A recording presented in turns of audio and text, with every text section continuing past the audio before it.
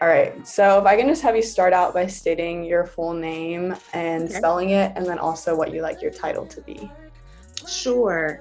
So my name is Jazz Ballinger, JAS Ballinger, B as in boy, Allinger.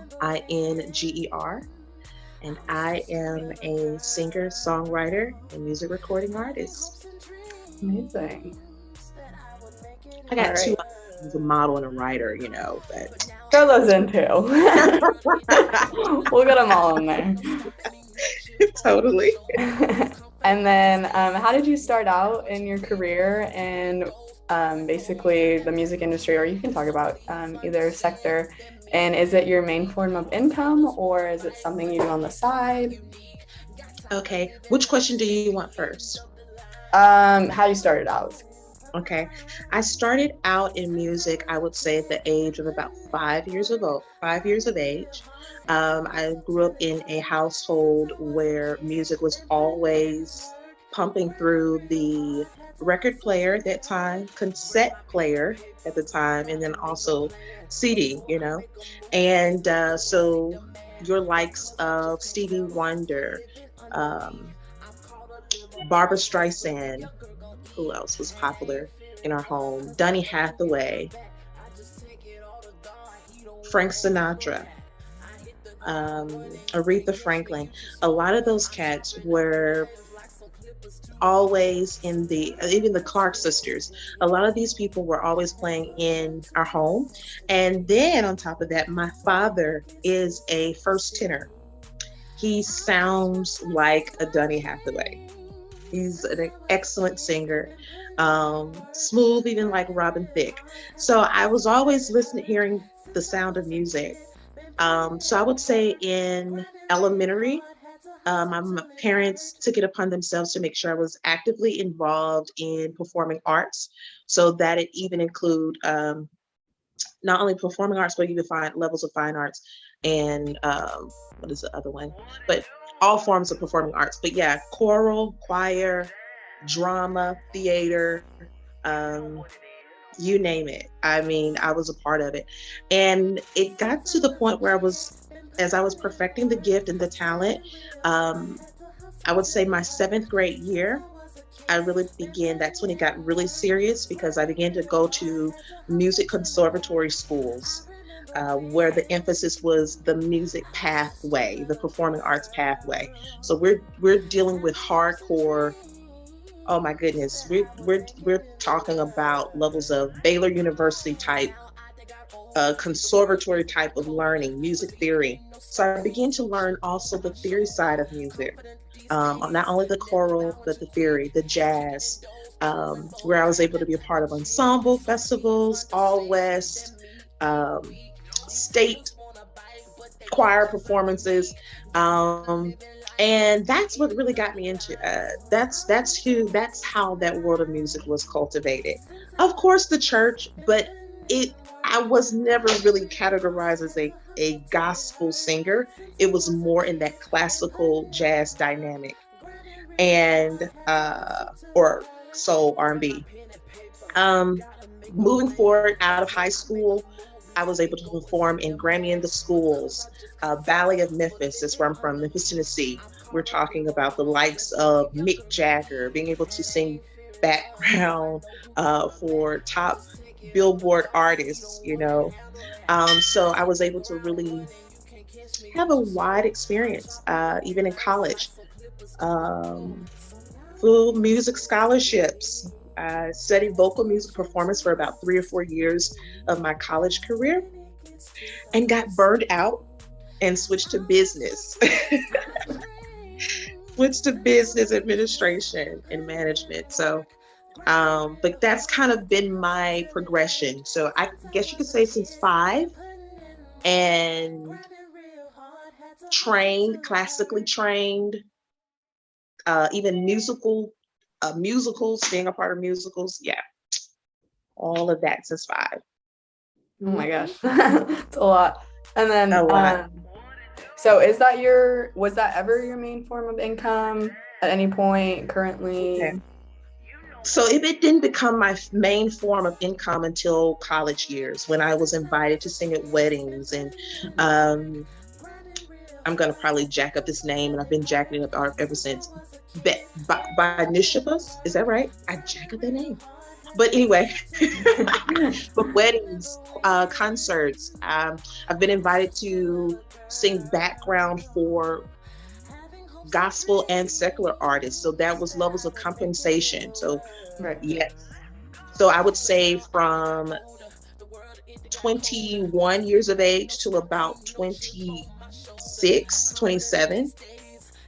Yeah, I'm 36 now. So about till 27 years of age, that's when, was really, really being compensated. Okay. And then obviously like with COVID coming in, I believe because you still continue like online or you still perform whenever you can. Is that right?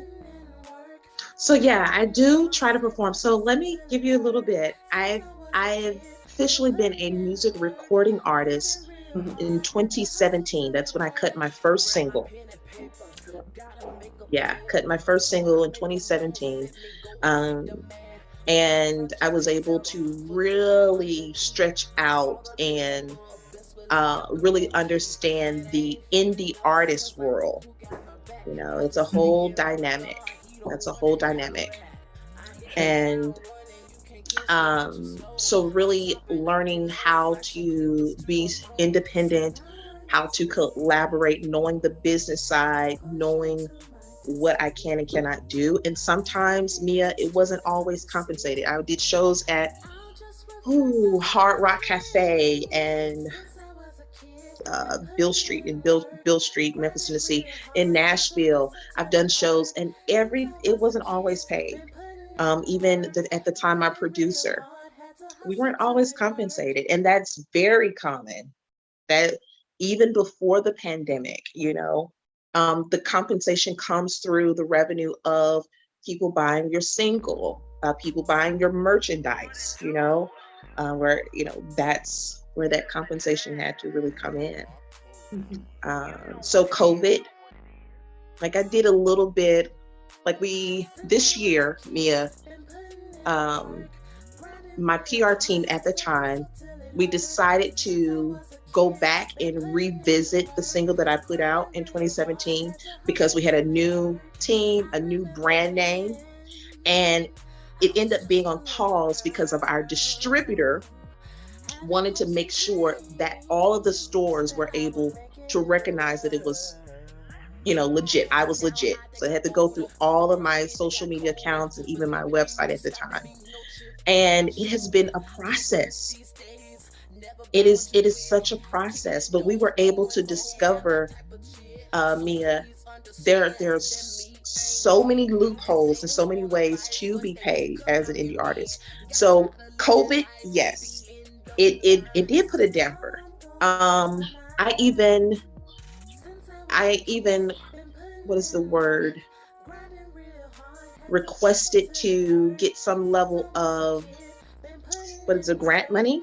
I think they had like a grant for music performing artists and singers and songwriters. And me and a few others, we did not make the cut for that.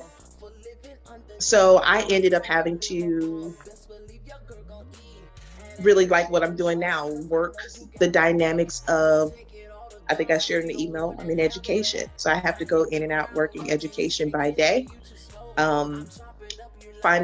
collaborating, getting on social media, finding ways to collaborate and meet other artists and find where gigs are. One thing is, not going to sell out. Like I had an invitation for a music festival, digital music festival, with one of the founder is the co-founder of, you remember Pandora? Yeah, I know. Okay, he ended up creating a new digital platform for indie artists. Oh, wow. And it's about a year old. And so they personally reached out to me. Well, that was a big thing for us, because we then said, okay, we are out there. Our work is out there. I may not have a whole lot of followers, but people are watching and they're taking account of work that has been done prior.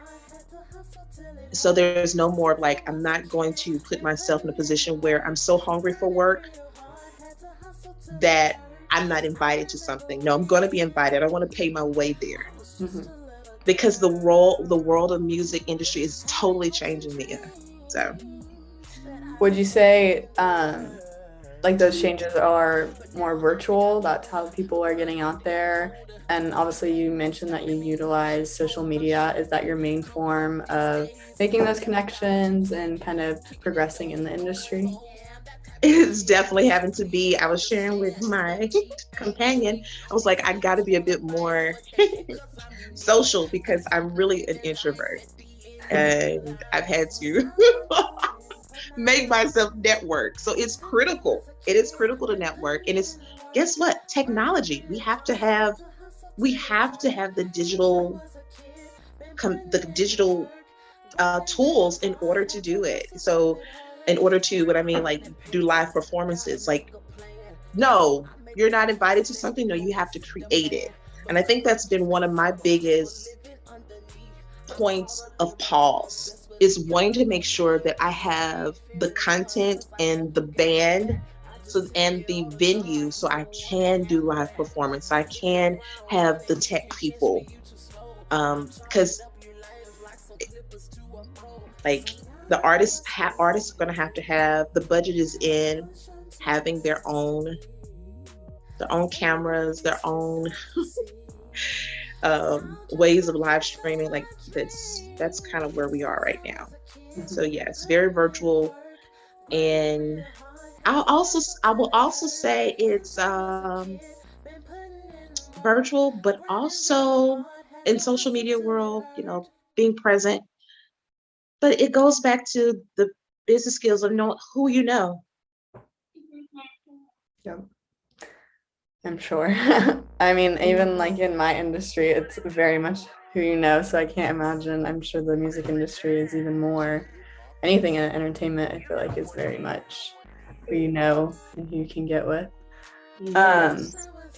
And then, kind of personally for yourself, if you are attending an event or you are performing at it, would you expect venues to instill COVID restrictions or do you not mind? Kind of where are your thoughts on that? Um, both. You know, being able to have some level of, hey, we recognize what's going on in the world. So giving the audience and giving my fans those options, hey, or new listeners, new fans, those options, please. Yeah. Yeah, both. And then basically kind of like the last thought or like question before like the final wrap up is kind of just where do you see like the music industry in Austin going, and kind of do you think it's on a good track? Do you not, coming out of COVID? Is there any things that you would like to see happen within the music industry? Wow. Well, to be very honest with you, I am about 11 months in as an Austinian. Mhm. And so I think the first 2 months, I was invited to an event, and I was able to see then like, oh, Austin is a strong music city, as well, not only business and tech, but music and creativity. So to answer your question, I think it definitely has the possibility of expanding and thriving. I did see where there was a lot of music festivals that were happening back in August and September, and I don't know the names of them, but I think one or two of them was canceled due, I think, to an artist situation. And in my mind, I was thinking, well, if this is something that they do every year, and it's a big thing, man, I wish I knew I remember the name. But why couldn't it have been virtual? So my mind began to think of that. My mind, this was back in, I want to say July, August, whenever it was hot, June, July, man, I forgot what festival that was. But I was thinking, okay, Giving room, and I may be wrong, but for what I've researched during my time here, how are the it's everything is going towards indie artists even more so, the drive. And it would have been great to see more indie artists on festival billboards, like seeing more of festivals or things to do in the city, having seeing more indie artists, because I'm seeing a lot of headliners of top charters, radio play. So that's just an observation. I would love to see Austin really stand tall, seeing more of the indie artists, headlining. And maybe, hey, maybe I have not gone to the right spots, or I need to go to some of these places. And yeah. Okay, and then the last thing is just basically, where do you plan on seeing your career going in the future? And then also you can plug like any social medias or anything. Say that last question for me. It broke up a little bit, Mia. Yeah, just Ask where do you plan to see your career going, your future? And then yeah, pretty much it. One word: big. Big. I'm not settling, I'm not being that's the JAS Ballinger, you know, chill mode jazz. No, I'm thinking big. I'm thinking being able to my music to be able to speak what it does, and that's life, love, and liberty, and allowing my music to be pumped in the homes of children, boys, girls, men, women, all over, that have a universal sound that is centered around love, life, and liberty, life, love, and liberty. And so the goal is to be as creative as possible and being approachable and available to environments that see that I am a humanitarian, that I'm a real person, that I have a story, and that my music has stories upon stories upon stories that the soul of man or woman or boys and girls can relate to, and they have the power to interpret whatever they need to feel and interpret as they listen to my music. So that is big for me. That is the big. So I'm thinking numbers because I'm a numbers girl, but I'm also thinking numbers and how can one person or two people hear my music and they share it with another, how my music can transform them to transform others as they just go about their daily lives. Amazing. All right. Well, do you have any questions for me or anything else? I have a question for you, Mia. My question is, how far are you wanting to take your love of journalism? Like, where do you see yourself? And what genre of journalism are you aiming for? Yeah, what area? I had no idea what I wanted to do. I think like a lot of people obviously going throughout high school, and I was sitting down with my dad one day, junior year, everything's like hitting you. You got to figure out where you're going, what you want to do.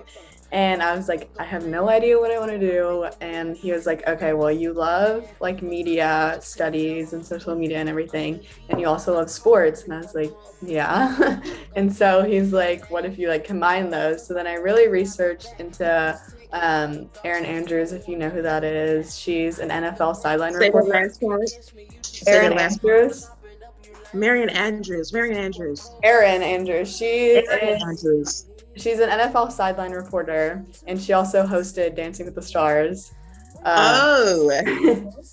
So I was like, okay, I'm going to look into the sports industry because I love sports. It's been a part of my life forever. And I think I love the entertainment industry as a whole, and obviously that fits into it. So yeah, right now I'm currently pursuing a journalism degree with a minor in sports media to hopefully get to eventually be a sideline reporter and on the TV. That's the goal. Yes. Along the way, I've been taking like social media content classes and like graphic design classes because I want to throw that element in there as well. Maybe like when I'm a little bit younger, just coming out into the industry, I would love to do marketing and across social media for a sports team. And then hopefully I can get to ESPN. That's the goal. Yes. Yeah. So Wow, that sounds so exciting. And that's actually, I like your perspective on making sure that you find yourself being multifaceted mhm. because all of those parts play a role. The marketing, the branding, playing with digital, digital graphic design, like all of that plays a role. I can only imagine. I Yeah. believe you're going to be amazing. Thank you. You are amazing. So here's what I'm going to ask for a proposal. So is there such thing like is there such thing I may be creating something? Is there such thing as having their own personal journalist, like I'm not contracted? sure. I'm not sure. I do not know. Wow. Hmm. Well, I'm so glad I have your email. Yes, of course. Who knows? I may have to contract you. I mean, I would love Like, that. contract you, I know, and yeah. definitely it'll be compensated. So. Well, yes, you have my email, so if you ever need anything, please let me know. That would be amazing. Totally. Wow. So when is this project due? So it is not due until December 2nd. December 2nd. Got it. Yes. So I'm very much like a time person. I have 3 calendars that control my entire life and I like to yeah, it's crazy. It's a little obsessive, but I once we had got this project assigned to us on Monday. So today's Thursday, obviously. As soon as we had to pitch our stories, as soon as I pitched my story and got it approved on Monday, sent out those emails, posted on Facebook and everything. So my plan is to get all of my interviews done this week and next week. And then over Thanksgiving break, I am going to actually draft the story, write it up, interpret everything that I have. And then that final week, I'll send it to my editors so that they have optimal time to go through and edit it. And then, yeah, I'll turn it in that Thursday. Oh wow. Oh wow. What a cool process. Are you nervous? Yes. It's I've written this will be my 5th story of the semester. So I'm not nervous about necessarily that. I have some other ones to look on, but this is definitely the biggest one that we've done. It's the longest. It's the least amount of time we get with our editors, so they don't get to give it back to us and we get to redo it. It's just right then and there. You got to get in and edit those immediately and then send it off. So it's definitely a little bit different than the 4 other previous stories, but I'm excited. I think it'll hopefully turn out good. I've had a lot of people contact me again. I'm so appreciative of you and everyone. It's been, obviously journalism, we're reliant on so many other people. That's where everything comes from, which is super scary, but it's really been nice to have those people reach out, and I'm super grateful for all of them, and especially you. Oh, wow. It's definitely been an honor. And I thank you so much for seeing that I was worthy enough to be a part. And I definitely would love to see additionally what the outcome will be. I would love to still be a part of the process, even if that process is, hey, Jazz, just want to let you know, I aced the presentation and I want you to come and see it, what Mhm. even if it gets to that point. So just let me know, stay connected with us. Of course, I will. I have your email and everything, so I'll make sure to keep you updated in December. And I True. will send you over this voice memo and the recording through your email. So you have both Okay. of those as well. Awesome. Thank you, Mia. And course. you are so beautiful. Thank you. You're so You're so sweet. welcome. All right, Thank you have a you. good weekend. You too. Bye. Bye-bye.